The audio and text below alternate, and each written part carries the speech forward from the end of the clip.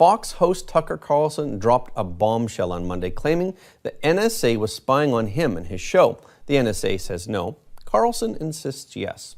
The controversy has attracted widespread attention. It's not for nothing that the public is increasingly concerned about free speech. If even prominent hosts are being monitored, there's even less freedom and privacy for ordinary people. As President Trump visits the border today, let's take a closer look at the border crisis. The Biden administration's inaction on the border has forced more state governments to join forces with Texas and Arizona to defend border security themselves. Polls show that the border crisis, coupled with leftist policies, are likely to destroy the Democratic Party. And the extreme heat and lack of water in the West Coast has made the deep blue states increasingly uninhabitable from their natural environment to their political environment. Prosperous and wealthy California may start to decline from now on. Okay, let's get into it. The National Security Agency, the NSA, in a statement on Tuesday, denied allegations made by Fox News host Tucker Carlson that the agency is spying on him. The NSA tweeted, "Tucker Carlson has never been an intelligence target of the agency, and the NSA has never had any plans to try to take his program off the air." On Monday, Carlson accused the agency of having monitored his electronic communications and accessed some of his personal emails. He cited information from a whistleblower from within the U.S. government for this shocking news. And yesterday, we heard from a whistleblower within the U.S. government who reached out to warn us that the NSA, the National Security Agency, is monitoring our electronic communications and is planning to leak them in an attempt to take this show off the air. The NSA says their targets are foreign forces that harm the United States, not American citizens. They said that the NSA has a foreign intelligence mission. We target foreign powers to generate insights on foreign activities that could harm the United States. With limited exceptions, for example, an emergency, NSA may not target a U.S. citizen without a court order that explicitly authorizes the targeting. Carlson uses this same argument to accuse the NSA of monitoring citizens as being illegal, and he has the evidence, but he has yet to publicly present it to back his claims. The whistleblower, who is in a position to know, repeated back to us information about a story that we are working on that could have only come directly from my texts and emails. There's no other possible source for that information, period. Responding to NSA's statement, Carlson on his show called it infuriatingly dishonest and an entire paragraph of lies written purely for the benefit of the intel community's lackeys at CNN and MSNBC. He insists that the NSA did something it shouldn't have done. He said, "NSA has read my private emails without my permission, period." Tonight's NSA statement does not deny that. Carlson said he had a heated 20-minute conversation with NSA officials, but they repeatedly refused to answer his simple question. Did you read my emails? I'm not optimistic. The Biden administration has called white supremacy the greatest terrorism. Of course, the public will think that the war on terror is now being waged against American citizens. Carlson is white, male, opposed to leftist ideas, and is a high-profile voice. It seems like he is a likely target that the left would want to pull down. Andy Ngo, a journalist known for his reporting on the anarcho-communist group Antifa, said his podcast was permanently suspended by SoundCloud. Ngo tweeted, "In an email, it says I violated its community guidelines without naming the alleged offending content. SoundCloud didn't provide an exact instance where Ngo's podcast violated its terms.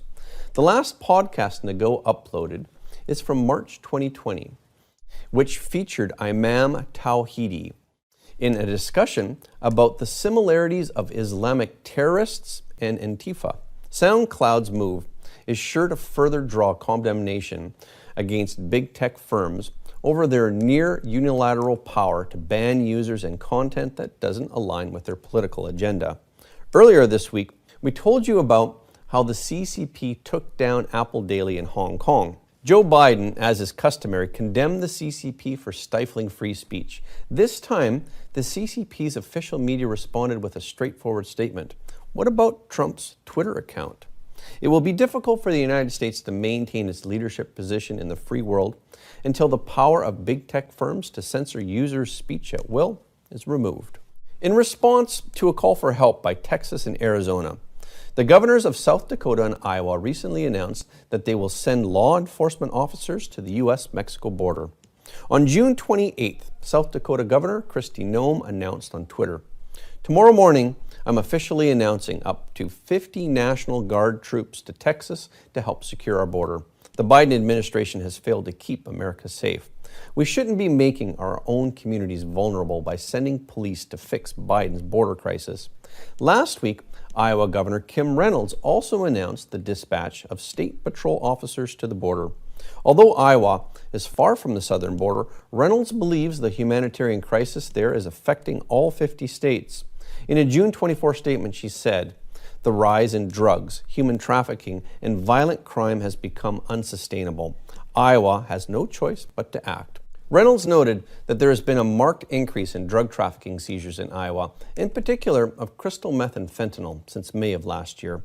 The drugs are smuggled in from the southern border. Florida, Nebraska, and Idaho have also sent law enforcement officers to assist at the border crisis. There have been more than 180,000 illegal border crossings in May, the highest level in 20 years, along with a 542% increase in convicted sex offenders arrested at the border. Border Patrol agents have arrested 353 illegal aliens with sex-related criminal convictions since October of last year, a whopping 542% increase over the same period last year. The previous year, agents apprehended 55 criminal sex offenders and 58 for the year before that, compared to 353 this year. Border Patrol has detected more than 250,000 illegal aliens who have evaded capture so far this year. It's impossible to estimate how many who have evaded Border Patrol without detection. Convicted criminals are the most likely group of illegal aliens trying to avoid capture. According to reports by Customs and Border Protection, many of the criminals being caught have already been deported, sometimes on multiple occasions. The Del Rio sector in Texas, which was once a relatively quiet region for illegal border crossings, is now the second busiest after Rio Grande Valley in South Texas. A Del Rio resident said that prior to January, he had seen 2 illegal aliens pass through his backyard. Now, he said, it's hundreds a day. The ongoing border issue is seen as a disaster by Americans, and along with other issues such as critical race theory, these will likely be the factors that destroy the Democratic Party. In a new Harvard-Harris poll, an overwhelming 80% say that illegal immigration is a serious problem that must receive more attention than what Joe Biden and Kamala Harris are offering. 68% said that the Biden White House is sending signals to encourage illegal immigration, while 55% believe that President Trump's border closing policy should be reinstated. Pollster Mark Penn summarized the results as, "Immigration is boiling up as an issue. Add to that the growing concern of American voters about inflation, taxes, and the controversy over critical race theory, and it could be a miserable summer for the Democratic Party." This poll uncovered another issue of concern, critical race theory. Despite efforts by the liberal media to dismiss the debate in school districts across the U.S. about teaching critical race theory, the public sees this as a big issue. 61% believe it is wrong to indoctrinate students that America is structurally racist and dominated by white supremacy. Before we move on to our next story, I'd like to tell you about our sponsor for this episode and what Rudy Giuliani calls the company you can trust for buying gold. It's American Hartford Gold. They sell physical gold and silver delivered right to your door or inside of your IRA. You will feel empowered knowing that you have real money according to Article 1, Section 10 of the Constitution. I know many patriots have been buying gold and silver recently. I personally feel more secure having tangible physical assets like gold and silver in hand. And you can be rest assured knowing that American Hartford Gold has an A+ rating with the Better Business Bureau and thousands of satisfied clients. In Maricopa County, Arizona announced they will replace all their voting machines following the audit of the county's 2020 election. The Maricopa County Board of Supervisors which oversees elections in the county, issued a response to a letter sent by Arizona Secretary of State Katie Hobbs, saying the county shares her concerns that the integrity and security of the Dominion voting machines and ballots might have been compromised during the audit. The letter reads, "Accordingly, I write to notify you that Maricopa County will not use the subpoenaed election equipment in any future election." Senate Majority Leader Karen Fann described Maricopa's letter as yet another attack on the audit, saying that the machines weren't tampered with during the audit process. However, several Republicans praised the move to do away with the machines, but not for the reasons offered by Hobbs or the county officials. Meanwhile, if the audit did reveal something wrong, what will happen? Because of the sensitive nature of this topic, we will discuss this in an exclusive report on our membership site. The western region of North America is suffering from an unprecedented heat wave, with temperatures expected to shatter all-time records. The village of Lytton, British Columbia, a small town in the northern suburb of Vancouver, measured 47.5 degrees Celsius or 117.5 degrees Fahrenheit on the 28th, breaking the record for the highest temperature in Canada since records began. Even climate experts have called it unbelievable.